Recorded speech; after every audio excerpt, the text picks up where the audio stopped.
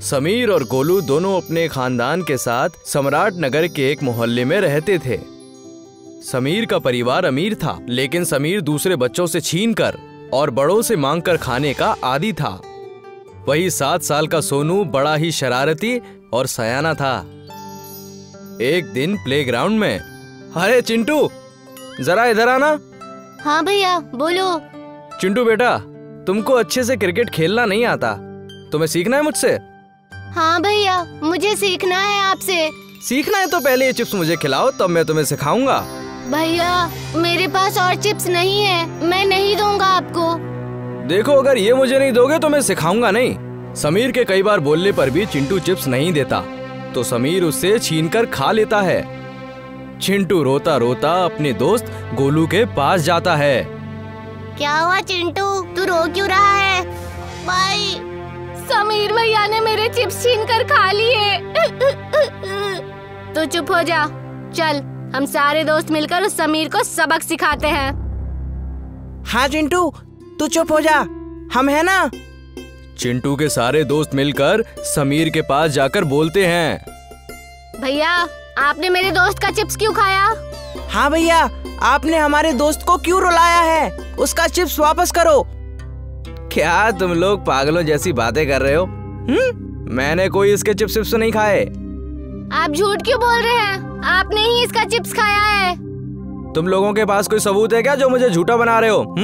चलो भागो यहाँ से, वरना अभी मारूंगा तुम लोगों को। अभी चलो, निकलो।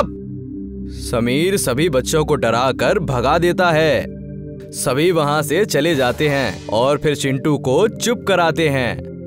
चिंटू तू चुप हो जा मेरे भाई, मैं चिप्स लाऊंगा तो उसमें से ले लेना।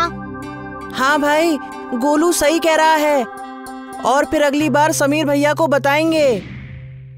समीर और गोलू अपने अपने घर चले जाते हैं। गोलू अपने घर जाकर अपनी माँ को ये सारी बात बताता है, तो उसकी अम्मी उसे समझाती है कि अगर समीर उसके साथ ऐसा करे तो उसे छोड़ना मत। मैं बिल्कुल ऐसा ही करूँगा। बेटा, गलत के आगे कभी झुकना नहीं चाहिए। अगले दिन चिंटू और गोलू अपने दोस्तों के साथ खेल रहे होते हैं। तभी चिंटू चॉकलेट लेकर आता है और दोस्तों के साथ बैठकर खाने लगता है। तभी समीर वहां आकर उन बच्चों से चॉकलेट मांगता है। बच्चे नहीं देते तो समीर बच्चों से जबरदस्ती छीनकर चॉकलेट खाने लगता है। सभी बच्चे रोते रोते समीर के घर जाते हैं। आंटी देखिए, समीर भैया हम लोगों की चॉकलेट छीनकर खा गए। ये सब क्या बकवास कर रहे हो? मेरा बेटा ऐसा नहीं कर सकता। समीर भैया हम सभी बच्चों को परेशान करते हैं और छीन छीन कर सारी चीजें खा जाते हैं। हम लोग हर बार छोड़ देते थे, लेकिन इस बार नहीं छोड़ेंगे। क्या बकवास कर रहे हो तुम लोग? धमकी दे रहे हो क्या? नहीं आंटी, हम लोग मजाक कर रहे हैं, लेकिन आपका बेटा हमें बहुत परेशान करता है, उनको समझाइए। चलो निकलो यहाँ से। सभी बच्चे भाग जाते हैं। फिर समीर घर आता है तो उसकी मम्मी उससे सारी बात पूछती हैं और उसे डांटती हैं। समीर बेटा, तुम क्यों उन्हें परेशान करते रहते हो? वो बच्चे घर आकर मुझसे तेरी कंप्लेन कर रहे थे। अरे मम्मी कुछ नहीं, बस थोड़ा सा हो जाता है। फिर कुछ दिन बाद गोलू एक दुकान से टमाटो सॉस की बोतल लेकर आ रहा होता है। रास्ते में उसे समीर देख लेता है। टमाटो सॉस देखकर उसके मुंह में पानी आ जाता है और वो गोलू को रोककर उससे बोतल मांगता है, पर गोलू नहीं देता। समीर गोलू से बोतल छीनने लगता है। अरे गोलू ये सॉस की बोतल दे दे मुझे, मैं थोड़ा सा खा लूंगा फिर तुझे दे दूंगा। चल छोड़ना। नहीं, मैं नहीं दूंगा। गोलू देख, थोड़ी सी सॉस मुझे खानी है, मुझे दे दे वरना फिर से तुम लोगों को रोना पड़ेगा। पूरे बाजार में सब लोग उन्हें देखने लगते हैं और तभी गोलू रोने लगता है। उसे रोता देख लोग पूछने लगते हैं, अरे लड़के, उस बच्चे को क्यों परेशान कर रहे हो? अरे कुछ नहीं अंकल, ये मेरा भाई है, बस ऐसे ही मजाक कर रहा था और ये रोने लगा। फिर सभी लोग अपने अपने रास्ते चले जाते हैं।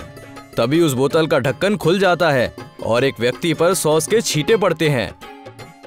समीर और गोलू हैरानी से उसकी ओर देखने लगते हैं और वो गुस्से में बोलता है, अरे तुम लोग क्या बेवकूफों जैसी हरकत कर रहे हो? अरे नहीं अंकल, हम तो होली खेल रहे हैं एडवांस में। हैप्पी होली। तुम तो पूरे ही पागल हो, निकलो यहाँ से। वो आदमी गुस्से में चला जाता है और फिर समीर गोलू से सॉस छीनता है। तभी वहीं सामने किराने की दुकान से निकल रहे दुकानदार पर भी सॉस की छींटे पड़ जाते हैं। फिर वो दुकानदार गुस्से से उनके ऊपर चिल्लाने लगता है, अरे बुड़बक, ये तुम लोग क्या कर दिया? मेरे सारे कपड़े खराब कर दिए। अरे बुरा ना मानो अंकल, होली है होली। अरे पागल बुड़बक, अभी होली कहाँ से आ गई? अभी 2 दिन बाकी है। अरे हाँ अंकल, लेकिन हमारी होली अभी से शुरू हो गई, सॉस वाली होली। वाह बेटा, तुमने नई होली निकाली है। डिट्टो, मेरी दुकान में बहुत ही सारे एक्सपायर्ड सॉस पड़े हैं, चलो वो भी ले लो और उससे होली मना लेते हैं। हाँ अंकल, चलो चलो चलो, जल्दी चलो। ये सुनकर गोलू भी खुश हो जाता है और फिर वो दुकानदार के पास जाकर सारी एक्सपायर्ड डेट वाली बोतल लेकर होली खेलने लगते हैं। तभी बाजार में और लोग ये देखकर कहते हैं, अरे सेठ जी, ये आप क्या कर रहे हैं? सॉस क्यों बर्बाद कर रहे हैं? हाँ? अरे नहीं भाई सुरेश, ये एक्सपायर्ड सॉस है भाई, इसे यूज करके नए तरह की होली मना रहे हैं भैया।